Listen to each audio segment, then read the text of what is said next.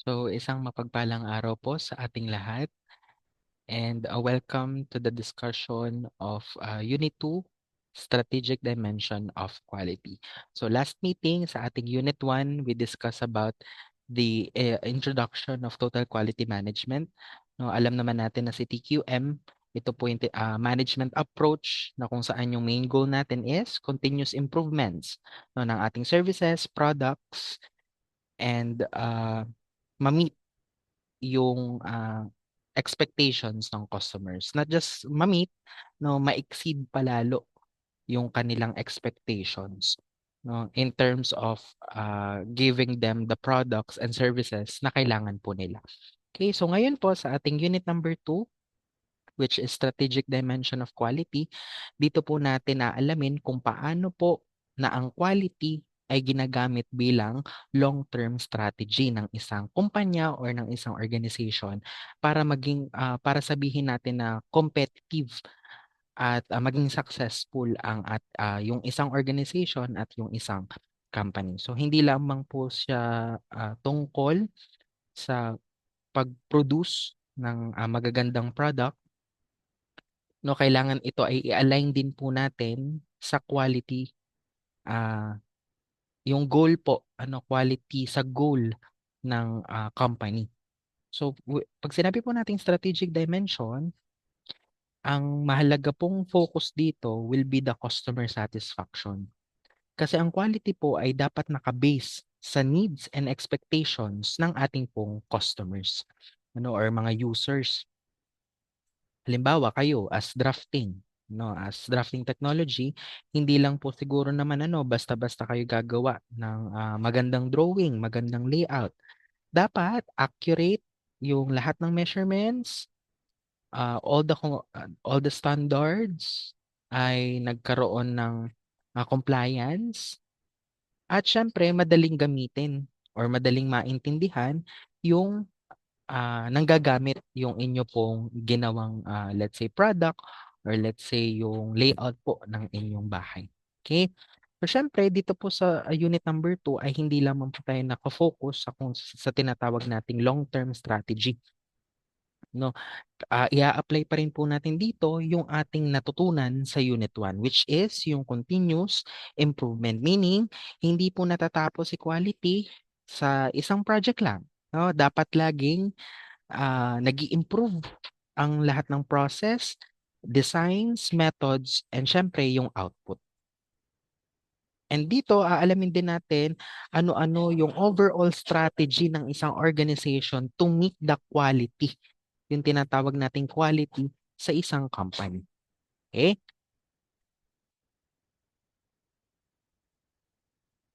Okay. Si quality po ay pwede nating tingnan bilang strategic advantage or strategic tool ng isang organization.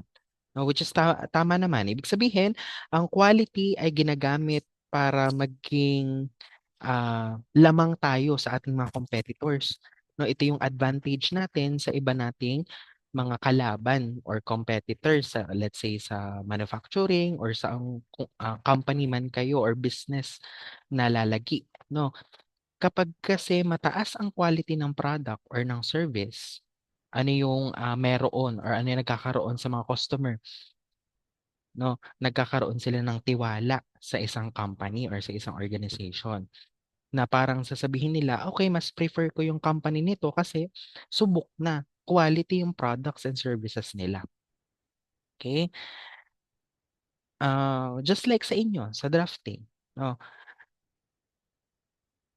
Kailangan quality yung makikita ng client ninyo. Siyempre naman kailangan precise yung let's say mga technical drawings, no, tama yung mga scalings. Siyempre maayos yung presentation ng inyong design. Okay? Kasi hindi lang basta-basta design or yung kumbaga maganda siya tingnan. No, dapat siya ay functional at accurate din. And quality po, no, ay applicable sa parehong products and services. Doon muna tayo sa products. Sa products kasi, syempre, titingnan natin yung physical output ng products. Let's say mga materials or the finished design.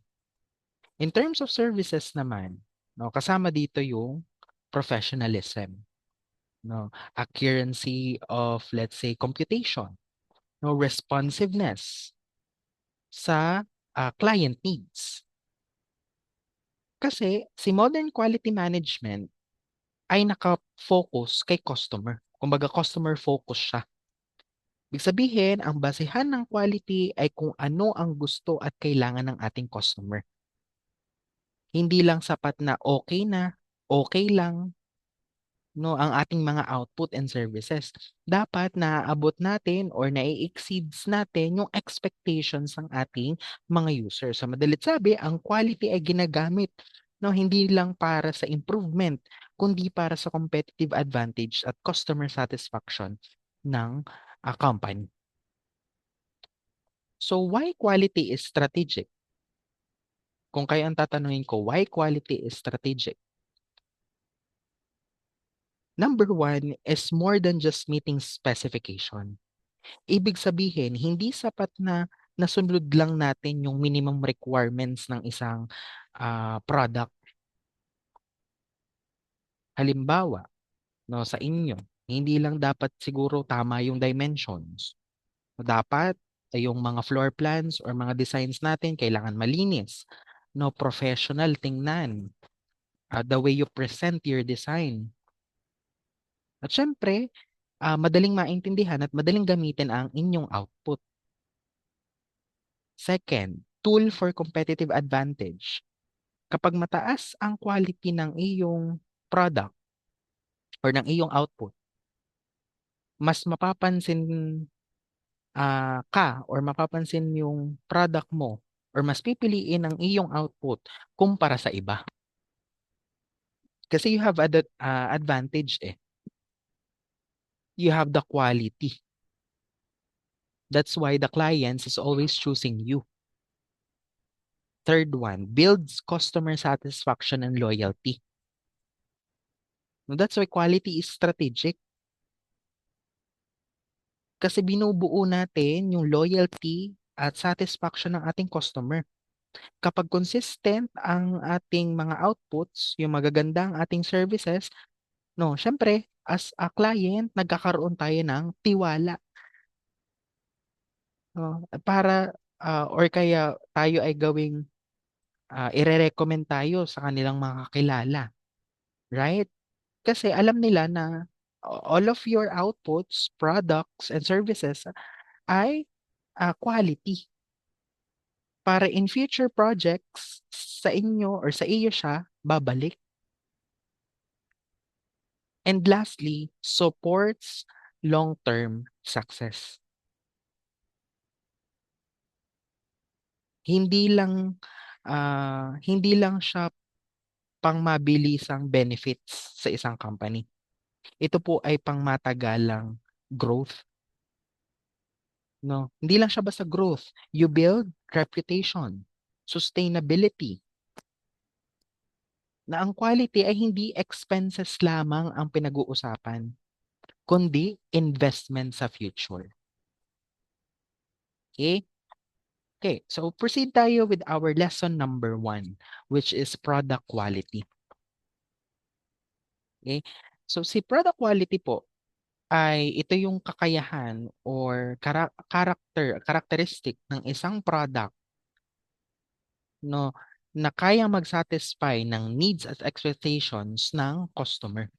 Ibig sabihin, hindi lang dapat gumagana ang mga produkto nating ginagawa. Dapat siya ay valuable, reliable, at useful sa ating user. Ang quality kasi ay multidimensional. When we say multidimensional, no, ibig sabihin, iba't iba ang paraan ng pag-i-interpret ng tao sa quality. Halimbawa, kayo, as a drafting engineering technology, ang isang output or ang isang floor plan, it should be accurate. No, it should be a professional. Sumusunod din kayo sa mga technical standards. No, that will be your competitive advantage. Meron, meron tayong concept from David A. Garvin, no, that he developed. Siya ang nag-introduce ng 8 dimension of the product quality.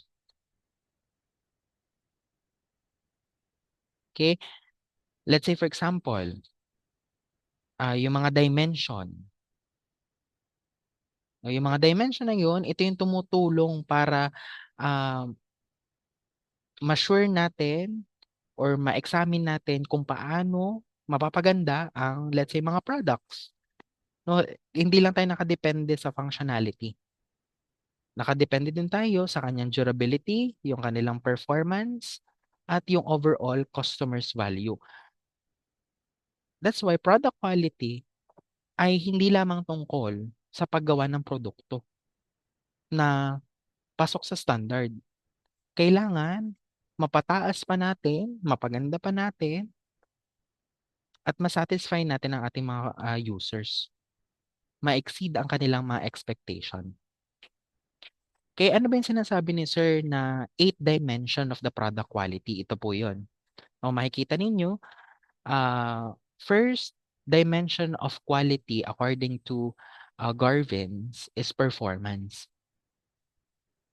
Okay. Second will be features. Third one will be reliability. Number 4 is conformance. Number 5 is durability. Number 6 is serviceability. Number 7, aesthetics. Number 8, perceived quality. So, most of the words na nabanggit dito kay Garvin's 8 dimension of quality ay narinig na natin doon pa lang sa unit number 1. Okay, all the 8 dimensions are correct. No, totoo po ito. Ito po yung dimension of quality. Isa-isahin natin. No? Sa number 1, sa Garvin's 8 dimension of quality, which is performance, this will be the core of the product. Ibig sabihin, ito yung main function ng product. Let's say, for example, mga smartphones. O kailangan, ano ba yung gusto natin sa mga smartphones? Kailangan po mabilis ang processor, mabilis ang ah, paggawa or paggamit ng cellphone. Yun yung core ng product, the performance. Okay? Second will be the features. Ito yung mga extra bells and whistles natin sa ating mga product. Ito yung dagdag features or dagdag attributes na nagbibigay ng unique features sa product. Let's say for example, yung kanina nga, yung smartphones, bukod na siya ay mabilis ang processor, kailangan ay high quality din. Let's say for example, ang features niya ay meron siyang high quality camera, meron din siyang high resistance. No? Nagigets ba ang point ni sir? Yun. Bukod sa performance, we also do features, to enhance the attributes or characteristic of our products. Not just the functionality, but also the appeal. Third one, we have the reliability. Sa reliability po, ang tinitingnan po natin ay the uh, ang tinitingnan po natin kay reliability is yung consistency. Sabi consistency, let's say for example, cellphone, yung smartphones. Bukod na siya ay mabilis ang kanyang processor, meron siyang high quality camera and water resistance, we apply reliability. Let's say for example, hindi siya nagahang. Ang mga cellphones na ating product ay hindi nagahang, hindi nasisira within a certain period. Let's say for example, 5 years, 10 years. That is reliability. Kailangan meron tayong consistency and dependability over time. Fourth one, we have the conformance. Si conformance, dito natin tatanungin if our products meet or tawag dito, nasunod, kung nasunod ba yung standard ng cellphone or na the design or the features. Nasunod ba, let's say for example, sa smartphones, ang battery ba niya ay meron siyang 5,000 mAh. So medyo talagang kung iisa-isahin mo, sila ay very related to each other. Okay? And then syempre, durability. Alam niyo naman yung word na durability, kung gaano ito katagal bago yung lifespan at gaano siya katagal bago, let's say, masira or bumigay or kailan siya papalitan. No, dito natin ilalapat or dito natin naalamin if our products ay sulit yung tagal. Kasi hindi naman lahat ng product ay tumatagal ng ganong katatagal. So for example, 5 years, 10 years. So isa yun sa ating tinitingnan, the durability of our product. Number 6, we have the serviceability. Let's say for example, pag nasira yung product, madali ba siyang makahanap ng paggagawaan? May malalapit bang services? Kaya ba siyang i-upgrade? Kaya if you are familiar sa inyong mga laptops, no, meron silang yung mga brand ng laptops ay meron silang serviceability. Bakit? Madali po nating ayusin or madaling mag-DIY ng pag-aayos ng ating mga laptops. No, if hindi tayo marunong tawag dito, mag-ayos ng ating laptop, may mga available repair shops. No, if we want to upgrade our product, all the parts are available online. Yan yung tinatawag nating serviceability. Okay? Dapat yung ating product ay ah, madaling hanapan ng mga ganitong klaseng pangangailangan once na merong nangyari. Okay, let's say for example, maintenance, repair, upgrade ng product, no? Ano pa? 7, aesthetics. Bukod sa nabanggit nating reliability, conformance, durability, serviceability, ano pa yung tinitingnan natin sa isang produkto or sa isang services? No, the appearance or the aesthetics of our products. Ano ba yung itsura?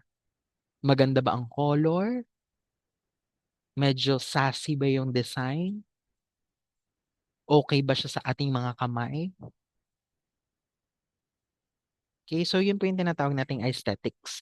If we are going to look of a product, now we need to consider this 8 dimension of quality. If na-meet niya ba? You can pause the video and think of a product na kayang makumpleto yung 8 dimension of quality by Garvin's. I think madami naman. No, malaking bagay ang ganitong klaseng representation on how we think of a product as quality. Ano pa? Perceived quality. Subjective ito. Kasi for example, mga smartphones, 'di ba may iba't ibang brand. We have Apple, Samsung, Huawei na mga brands.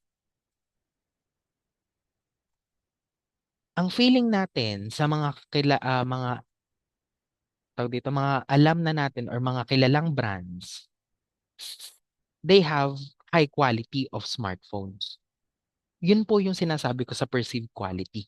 Kailangan, they build reputation. Kasi pag naisip natin, ay, Apple, ay, Samsung, ay, magagandang smartphones na mga yan. No, na-build na nila yung kanilang reputation. Okay, maganda ang packaging nila, maganda ang design nila, quality ang gawa nila.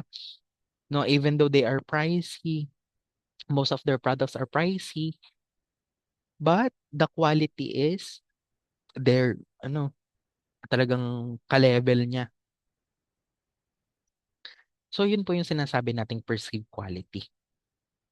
Kasi hindi naman kailangang perfect ang lahat ng 'to, 'no? Kung, wala kayong maisip na product na kayang ma-meet itong 8 dimension of quality ni Garvins, wala namang problema. Kasi hindi naman natin kailangan maging perfect or hindi natin kailangan mapunuan itong lahat ng 8 dimension of quality sa isang product. Pero kayo bilang isang let's say kung kayo ay kayo ay manager, kayo ay CEO, if you are isa kang brainy na manager at alam mo yung kung aling mga dimension ang pinakaimportante sa 8 na ito, no, yun yung pipiliin mo. Kasi nakadepende ka sa target market mo. Let's say for example, nakafocus ka lang sa performance, features, the serviceability, durability, and aesthetics, walang problema. Kasi ito ay nakadepende sa customer's needs, sa kung ano yung pangangailangan ng kumpanya. Okay? We have here the service quality. 'Di ba? Ang bilis ng ating lesson. We have lesson 2 na agad. We talk about service quality. Ito ay tumutukoy sa overall assessment ng customer sa isang service. No, ito ay nakabase sa kanilang expectations and actual experience of the product and services. Actually, nakafocus siya sa services. Na yung actual experience and expectation of the clients. In other words, sinusukat or kumbaga sinusukat natin dito, ina-assess natin dito kung gaano ka-satisfied ang customer sa service na kanilang natanggap. Napaka-importante ng service quality kasi nakakaapekto siya sa loyalty ng customer, ano pa, the reputation of the brand or the company, the positive word of mouth ng customer. Okay? So kung makikita ninyo dito, sa part ng service quality, meron tayong tatlo na kailangan ma-meet. We have customers loyalty, the positive word of the mouth, and the strong brand reputation. Okay? So if we're going to talk about these bullets sa baba, may makikita kayo diyang intangible. Meaning, sa service quality, hindi mo ito nahahawakan. No? Just like yung lesson 1, no, yung ating physical products. Si service quality po ay intangible. Okay? Second, si service quality ay heterogeneous. Bakit ko sinabing heterogeneous? Dahil yung service experience ay maaring magkakaiba tayo. Depende sa tao, depende sa sitwasyon. Hindi gagayon. Alam ko ganun. Kasi tayo as a person, magkakaiba tayo. How we accept quality, how we perceive quality, how we assess quality. Okay? Third one, perishable. Service quality is perishable. Kasi yung service ay hindi naman po pwedeng i-store just like the product. Halimbawa, the time. Yung time na nagamit mo, no, during the service. Hindi mo naman siya mababawi, hindi mo naman siya magagamit, no, in the latter part. Siyempre, si service quality, mahalaga po yung customer's experience. Dahil ang perception ng customer sa service or sa service interaction ang nagdi-determine ng quality. At tayo ay possible gumamit ng tinatawag nating serve-qual model.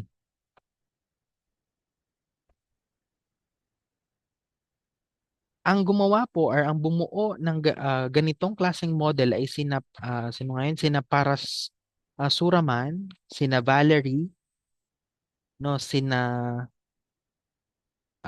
Leonard Berry. Kasi itong serve-qual model na to, ito yung model na ginamit nila para sukatin yung service quality based sa reliability, sa responsiveness, sa assurance, sa empathy, sa tangibles ng service ng company.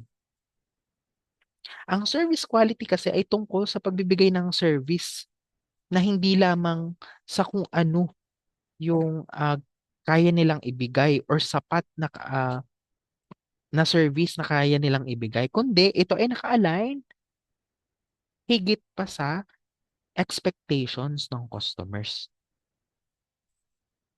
Naunawaan? So, yung binanggit ko kanina na serve qual model,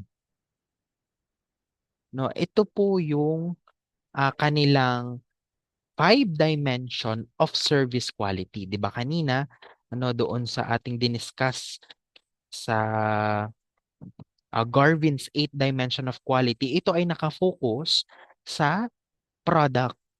Pero ito pong five dimension of service quality ay nakafocus sa service quality. No? So kung matitingnan ninyo, meron tayo diyang responsiveness, that is uh, willingness to help the customers and provide prompt service. Ano pa? Reliability, assurance, tangible, and empathy. So proceed tayo sa reliability. We first discussed the reliability. Si reliability po, ito yung pinaka-importante sa part ng five dimension of the service quality. Bakit? Siyempre, let's say kayo tatanungin ko, kakayanin nyo bang mangako ng, let's say, service na correct or tama at consistent sa bawat pagkakataon? Let's say, for example, pag sinabi mong 30 minutes ang delivery, dapat ba na dadating agad siya on time na walang maling order? Yun yung sinasabi natin sa reliability. Ang isang service quality ay masusukat natin na reliability if they can perform the promised service na pinangako nila sa mga customer. Naintindihan po ba? Second is assurance. Alam nyo na yan. Kahit sabihin na natin sa inyong mga partner, inyong mga um, inyong mga boyfriend and girlfriend, eh, we need assurance. Ganon din po kay service quality. Tayo mga customers, ano ang gusto natin sa ating mga pinupuntahang lugar or let's say mga company? We need assurance. If you are the manager of the company, may tiwala ba sa iyo ang customer? Yun yun. The assurance. Tinitingnan natin yung knowledge and courtesy ng mga empleyado or ng kung sino man ang humaharap sa mga customer. Dapat, since may assurance ka, may trust ka, dapat ma-impart mo sa mga client mo na ano ka, expert ka, marunong ka. You can also give respect para ma-feel or magkaroon ng assurance ang ating mga customer sa kung ano yung service na ibibigay mo. Naunawaan po ba? And then tangibles. when we say tangible, ito yung appearance of the physical facilities, equipment, personnel, and written materials of a service quality or sa isang service. Ito ay physical aspect. Talagang iba siya compared dun sa ating product. No, ano ba yung itsura ng facilities? Ano bang itsura ng mga equipments na ginagamit nila? Ano ba yung presentable ba and professional ba yung mga personnels and mga employee or mga staffs nila? Malinis ba ang kanilang mga facilities? Kumbaga doon pa lang sa tangible o sa appearance ng pinupuntahan yung company, kailangan siya ay malinis. Na mararamdaman mo na kapag pumasok ka sa isang company, no mararamdaman mo na quality ang kanilang services, quality ang kanilang facilities, equipments. Doon, mabibuild natin ang assurance. 'Di ba? Magkakadugtong ang dimension of the service quality. Okay? Then after that, empathy. Narinig niyo na ba yung word na empathy? Ang ating kasi mga customer, ang ating mga clients ay hindi natin siya kino-consider as numbers and tickets. No, na basta pipiliin mo lang, kukunin mo lang, itatapon mo lang. Ang atin pong mga customers ay mga tao. At kailangan nararamdaman po nila at naiintindihan po natin ang mga problema nila. If yung ating bang mga staffs, ang ating bang company ay madali bang ma-reach ng mga tao? No, madali bang kausapin ang ating mga staffs? Caring ba? So dito naka-focus yung good communication. Okay? Last one, we have the responsiveness.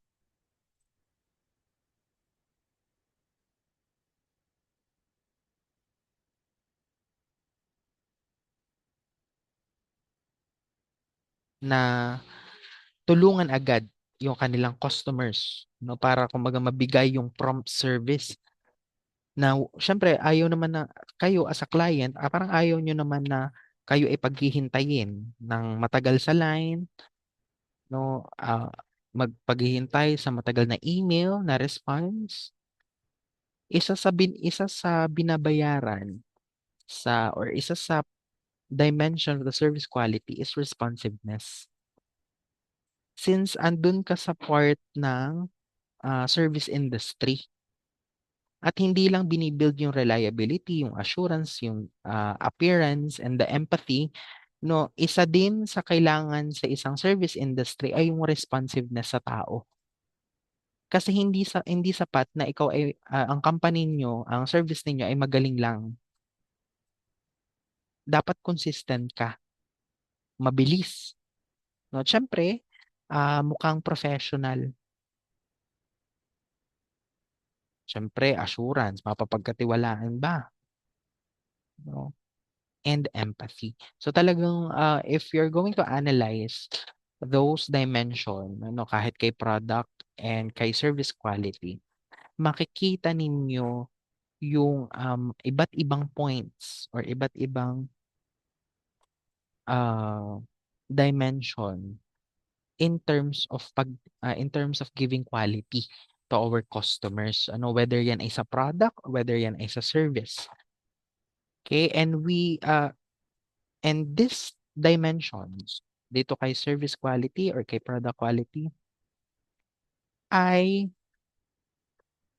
hindi lang nakadepende sa ano yung maibibigay ng company. It's all about giving the needs of the customers. Kasi yun yung goal natin. Okay? So yun, I hope na nalaman ninyo no, yung pinagkaiba ng the product quality and the service quality, and those dimension of quality based kay Garvin's at kina para Suraman, kay Zaytamal Berry ng 1988. Okay, so that's all for Unit 2. No, napakabilis lang ng ating discussion sa Unit 2. I hope na kahit very short ay talagang naunawaan at naintindihan yung pinagkaiba ng dalawa at yung mga dimension. Okay? So sabi ko nga si Unit 1 pala, no, based kay Ma'am Jorly at kay Ma'am Paula, no, tinanong ko, ang kasama po sa inyong uh, prelim examination this Monday will be the the Unit 1 and Unit 2. Pero yung Unit 3 po ay aking i-record din, and then I'll give it also to you para at least mapapanood nyo din. Okay? So if you have question or clarification, feel free to comment sa ating Google Classroom or GChat room para ma-address ko po ang inyong mga concerns. So that's all for Unit 2. Thank you for listening. Bye!